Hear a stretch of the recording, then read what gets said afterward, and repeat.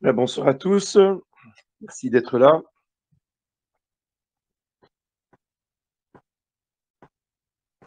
Nous allons commencer le deuxième paragraphe du livre 2. Donc après avoir parlé des quatre causes,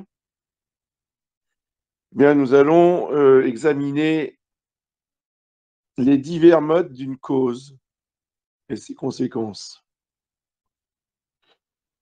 C'est-à-dire que pour une cause, que ce soit une des quatre, il y a différentes façons d'être cause. Voilà, c'est ça que ça veut dire. Alors déjà, première distinction, la cause par soi, la cause par accident.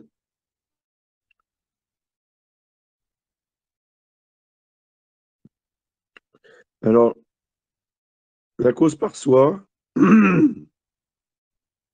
se dit non seulement de la chose qui est immédiatement cause, mais aussi de son genre. Par exemple, la cause accidentelle de la statue, c'est Monsieur Dupont qui sert de modèle. Vous comprenez? Parce que Monsieur Dupont, il cause rien directement sur la statue. Il est juste là pour servir de figure. Mais la cause par soi, c'est le sculpteur. Parce que lui, il va causer de manière essentielle la figure de Monsieur Dupont. Monsieur Dupont, il ne cause pas directement sa figure, c'est le sculpteur qui cause la figure. Excusez-moi, hein, je suis pris, je suis enrhumé, c'est horrible, c'est comme ça. Donc, Monsieur Dupont est cause accidentelle, tandis que le sculpteur est cause par soi.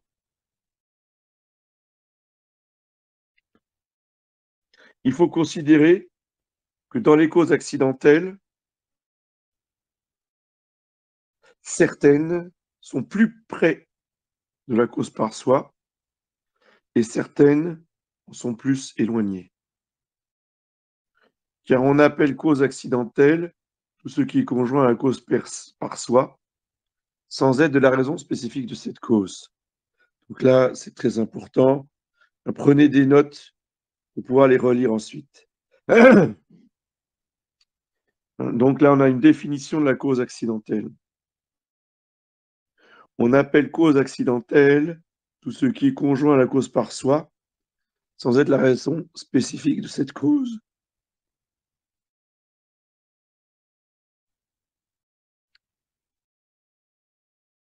Alors, autre exemple par rapport au sculpteur.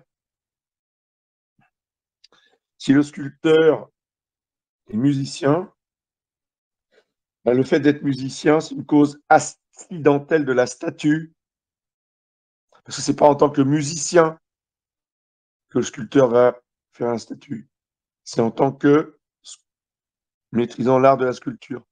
Donc le fait qu'à côté de ça, à côté de son métier, il joue du violon ou du piano, c'est une cause accidentelle. Vous voyez, c'est adjoint à la cause par soi, c'est conjoint à la cause par soi. Et c'est en raison de ce rapprochement ou de cet éloignement qu'on pourra parler d'une cause accidentelle prochaine ou d'une cause accidentelle éloignée.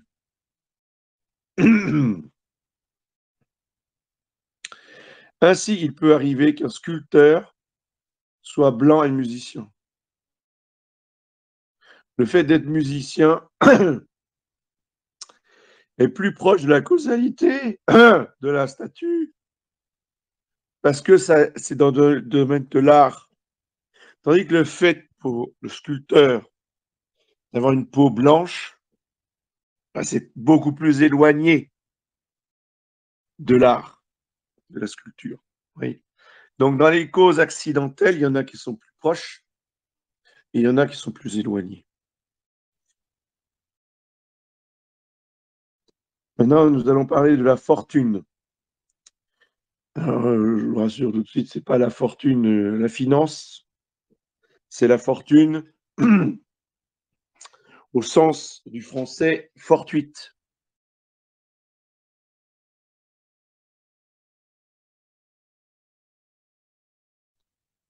Certains faits se produisent toujours. Par exemple, le lever du soleil. Tous les matins, le soleil se lève. Cela arrive absolument toujours. Certains autres faits se produisent fréquemment, mais pas toujours. Par exemple, la naissance d'un bébé avec 2 yeux pour voir. Donc 2 yeux en état de marche, si je puis dire. Le bébé voit. Tous les bébés voient. Enfin, ils voient pas tout de suite, il y a un certain temps, mais je veux dire, ils ont des yeux qui sont qui sont capables de voir et ils vont voir, bon, au bout de quelques semaines. Et ça se produit fréquemment, mais pas toujours. Pourquoi? Parce que malheureusement, il y a des bébés qui naissent aveugles. Donc fréquemment, c'est-à-dire dans la plupart des cas, les bébés ont des yeux pour voir. Et dans certains cas, ils sont aveugles.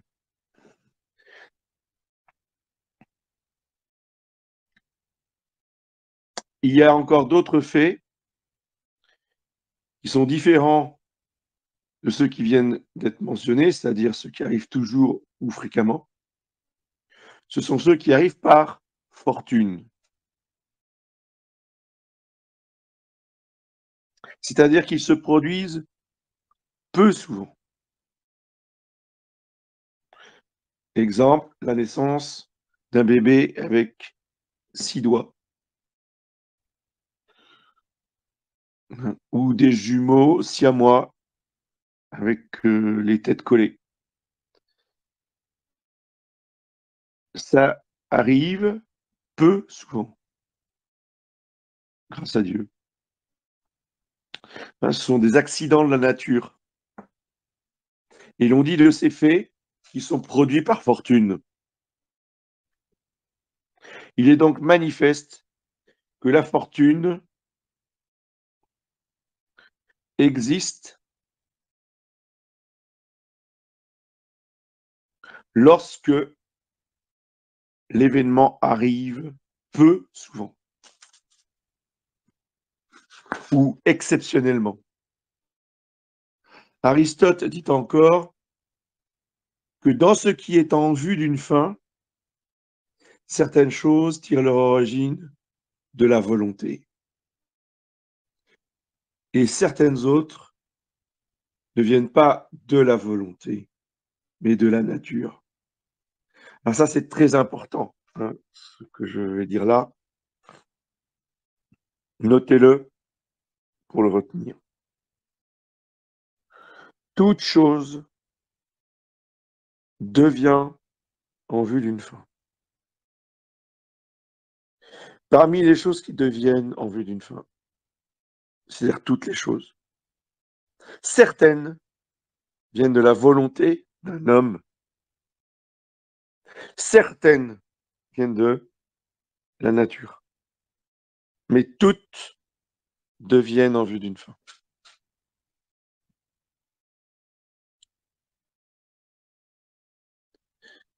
Parce que ce qui devient nécessairement ou ce qui devient fréquemment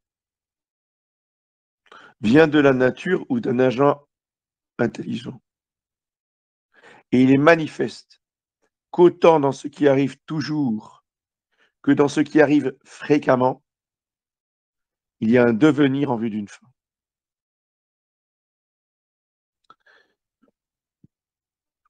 La nature, comme l'agent intelligent, opère en vue d'une fin.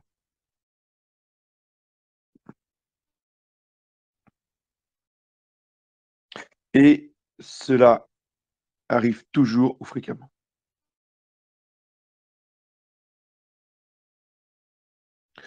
Par contre, Quand les choses agissant en vue d'une fin produisent un effet dans un petit nombre de cas, alors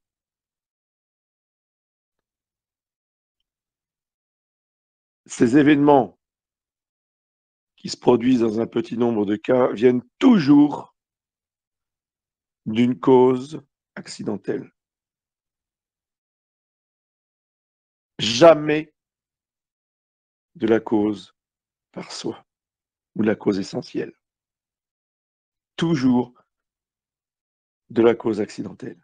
Ce qui vient, ce qui arrive, ce qui devient, dans un petit nombre de cas, c'est-à-dire les accidents et les enfants à 6 doigts, ne sont jamais causés en vue d'une fin. Ils viennent toujours d'une cause accidentelle. Nous disons donc qu'ils viennent par fortune. Car de la même façon qu'il y a des êtres qui sont essentiels et d'autres êtres qui sont accidentels,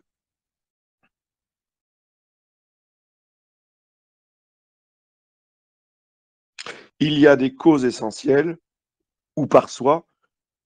La cause essentielle, c'est une cause par soi, la cause par soi, c'est une cause essentielle. Et il y a des causes accidentelles qui sont conjointes aux causes par soi. Ainsi, la cause essentielle d'une maison, c'est l'art de la construction.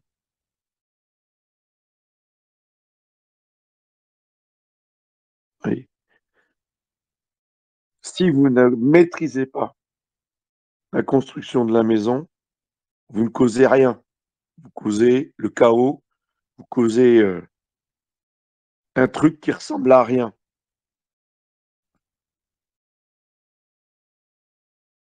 Donc l'art de la construction, pour une maison bien faite, c'est la cause essentielle, la cause par soi.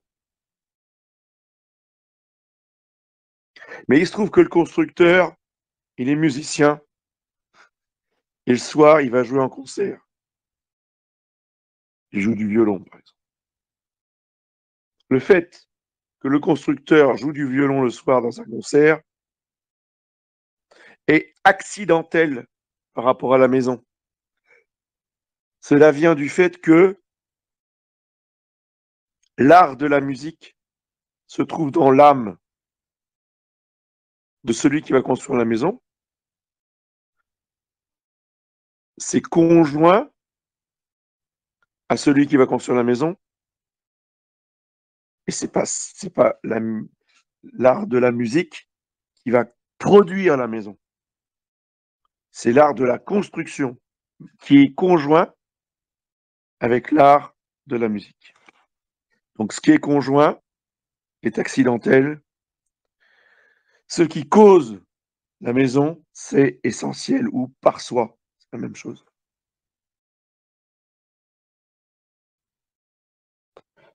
Comme l'effet essentiel produit par une cause naturelle est rattaché à cette cause en vertu de la forme,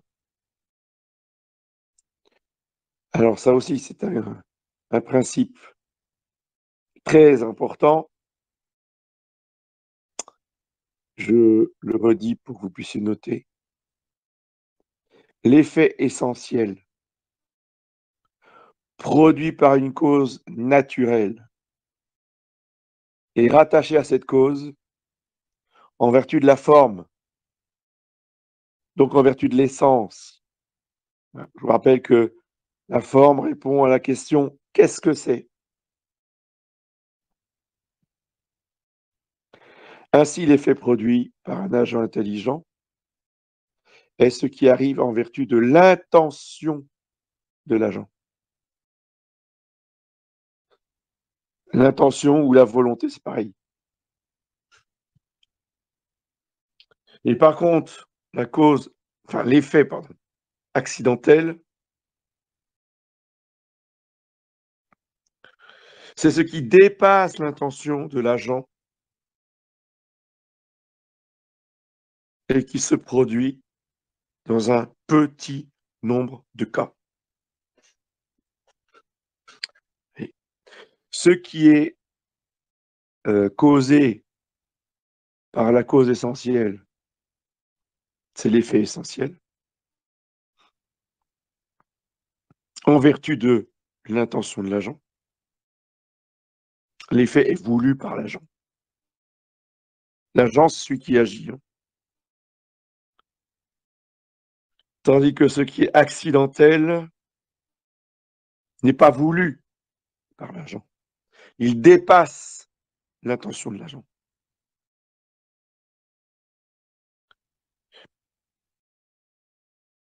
Et c'est pourquoi il se produit dans un petit nombre de cas.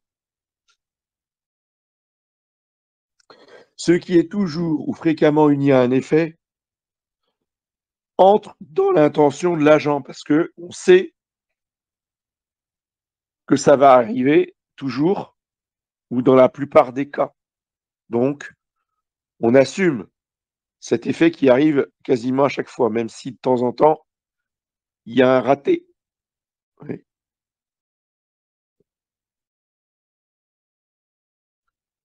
Il serait stupide de dire que quelqu'un voulant quelque chose ne veuille pas aussi ce qui est fréquemment ou toujours adjoint à cette chose.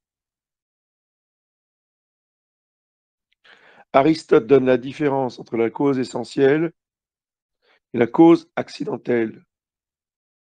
La cause essentielle ou la cause par soi est finie et déterminée à un effet particulier, tandis que la cause accidentelle est infinie et indéterminée. Car à une cause essentielle par soi peuvent se joindre des faits en nombre infini. Donc, totalement indéterminé. Ce qui est indéterminé ne peut pas être voulu.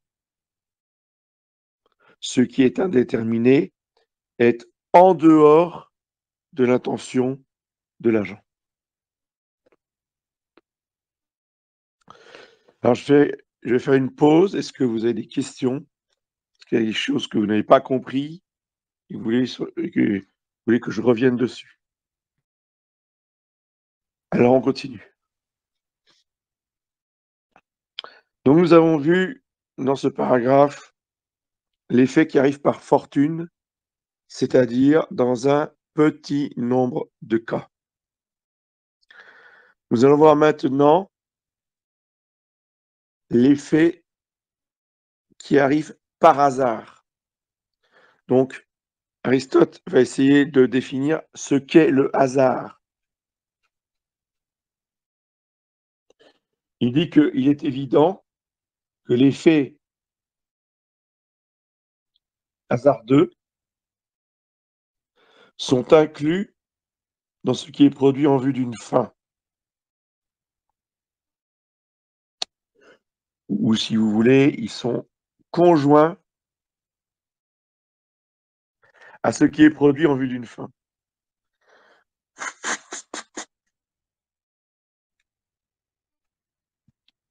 Si quelqu'un savait qu'il récupérerait son argent au forum, il viendrait pour le reprendre. J'ai perdu mon portefeuille au marché. C'est tel marchand. Donc je vais au marché pour reprendre mon portefeuille. D'accord? Mais, donc là, dans l'exemple que je vous donne, il n'y a absolument aucun hasard. Celui qui va au marché le fait en vue d'une fin, récupérer son portefeuille. Ce n'est pas de ça dont parle Aristote. Aristote prend un autre exemple, il dit quelqu'un a perdu son portefeuille, ou sa bourse, si vous voulez. Parlez comme Aristote. Mais il ne sait pas où il l'a perdu. il ne peut pas se rappeler la dernière fois qu'il a utilisé son portefeuille.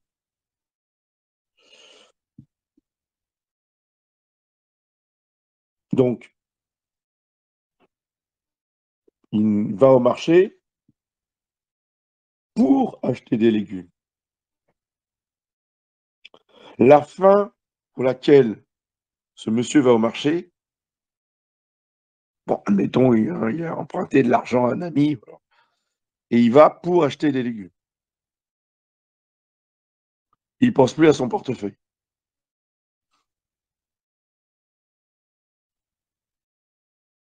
Mais il rencontre un ami qui lui dit: Tiens, j'ai trouvé ton portefeuille par terre, parce qu'il y a les papiers, donc on sait qu'il savait à qui c'était. Il se dit: Tiens, je le connais, je vais lui rapporter son portefeuille. Et il se trouve que les deux se rencontrent au marché. Ça, c'est du hasard. D'accord.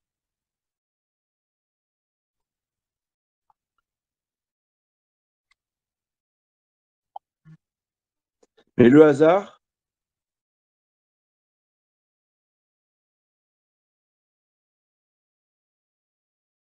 est donc une cause par accident de deux causes essentielles.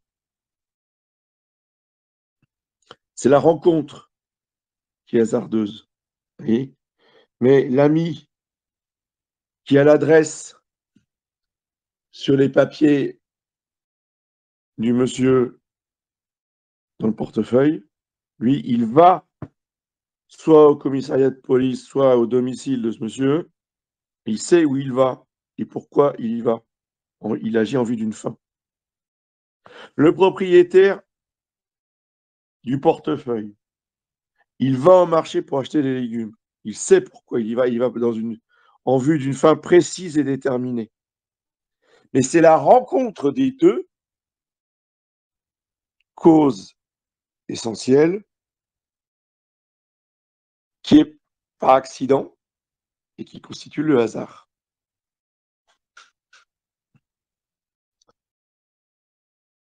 Est-ce qu'il y a des questions?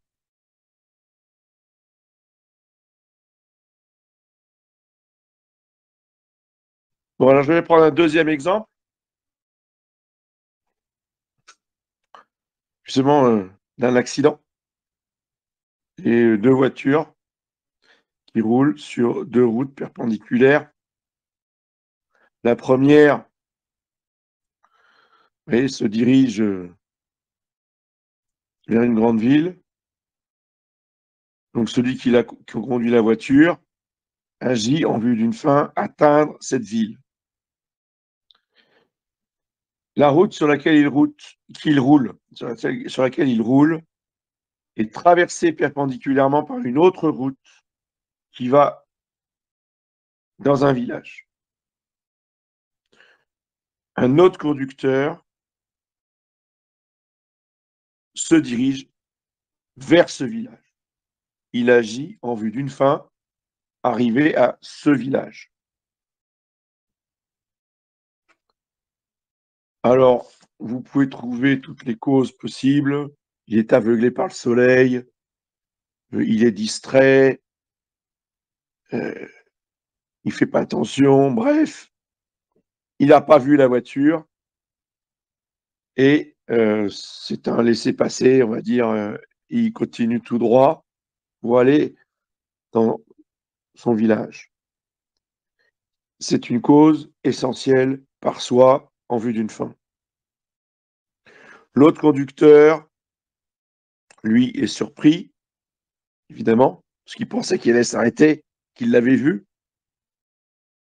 Et l'autre l'a pas vu, donc il lui rentre dedans. Bien, l'accident, ce qui arrive, est dû au hasard, est en dehors de l'intention des deux agents. Ils n'ont pas voulu se tamponner, ils n'ont pas voulu se rentrer dedans. Chacun agissait en vue d'une fin déterminée par soi, essentielle. C'est la rencontre des 2 causes essentielles qui constituent le hasard. Voilà. Donc au niveau des causes essentielles, au niveau des causes par soi, il n'y a jamais de hasard, ça n'existe pas.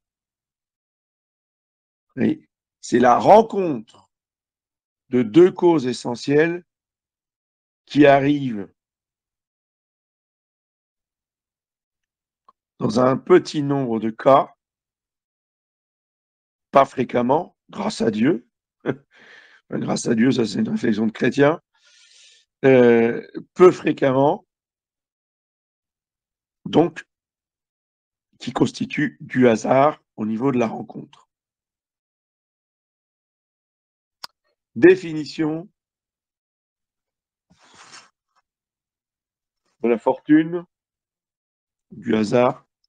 Une petite nuance entre les deux, mais bon.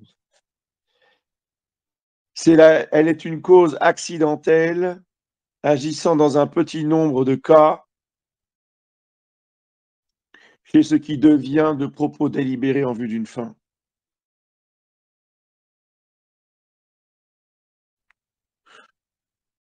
Définition très importante, je la redis. La fortune est une cause accidentelle agissant dans un petit nombre de cas chez ce qui devient de propos délibérés en vue d'une fin. Donc la fortune va concerner les actes libres, intelligents des hommes, alors que le hasard va concerner des choses non intelligentes. Mais le principe est le même. Rencontre accidentelle de 2 causes essentielles.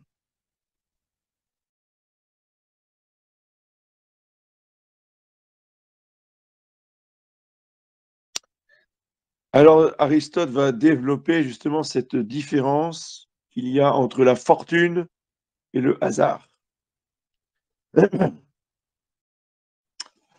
D'abord la fortune, on dit que quelque chose de bon peut arriver à ceux à qui il convient d'agir. Or, agir est le propre de celui qui est maître de ses actes.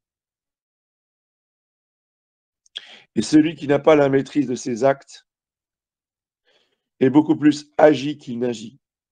Il est passif. Et c'est pourquoi l'acte n'est pas au pouvoir de celui qui est agi, et davantage au pouvoir de celui qui agit de lui-même, de son propre mouvement. Vous voyez, donc c'est bien ce que je vous disais, on est dans les actes humains avec la fortune, alors que le hasard est en dehors des actes humains. La vie pratique et active est propre à ceux qui ont la maîtrise de leurs actes. C'est pourquoi il est nécessaire que la fortune concerne la vie pratique humaine. Puisque quelqu'un est maître de ses actes en tant qu'il agit volontairement, il s'ensuit que les faits provoqués par la fortune ne se trouvent qu'en ceux qui agissent volontairement.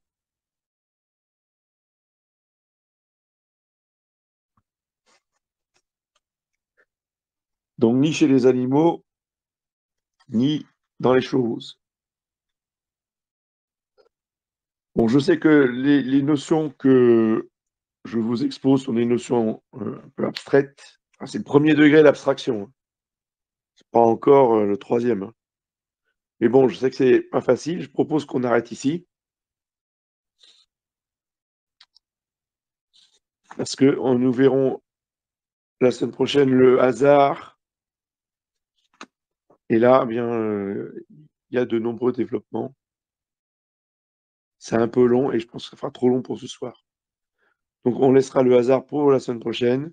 Là, on a vu la fortune, rencontre accidentelle de 2 causes essentielles. Maintenant, je réponds aux questions. Bonsoir monsieur l'abbé. Bonsoir, je vous écoute. Oui, merci pour l'exposé. Alors, j'ai une question concernant l'analyse, des causes essentielles. Parce qu'il est bien évident que de de cette analyse dépendra, la conclusion qu'on va apporter. Si je peux prendre un exemple, est-ce que alors c'est très large, mais est-ce que la révolution dite française est due au hasard? Qui serait liée à 2 causes essentielles qui se qui se comment dire? Qui se rencontreraient. Oui, mais l'exemple que vous prenez est un exemple extrêmement complexe parce que, justement, le problème de la révolution, c'est un événement, heu, multifactoriel, si je peux dire, pour prendre une expression moderne, mais vous voyez ce que ça veut dire? C'est-à-dire qu'il y a énormément de causes qui rentrent en jeu. Le Les exemples d'Aristote, c'est des exemples simples de la vie de tous les jours. Et l'homme qui vient au forum, qui rencontre son ami, et cetera, qui a son portefeuille ou sa bourse, bon, voilà, on reste dans ces choses simples. Parce que, après, dans les événements historiques qui font intervenir de très nombreuses causes, eh bien, il va falloir déterminer justement ce qui est accidentel ou hasardeux. Enfin, on parle pas d'hasard là, justement, il faut rester précis, qui relève de la fortune et ce qui relève des causes essentielles. Ça, c'est tout l'art de l'historien, de montrer, voilà, ce qui était fortuit, heu et de ce qui a été organisé et voulu et qui sont des causes essentielles. Par exemple, pour aller dans pour continuer ce que vous me dites, le le manque de pain, juste avant la Révolution, n'était pas une cause accidentelle, c'était pas dû à la fortune, c'était organisé.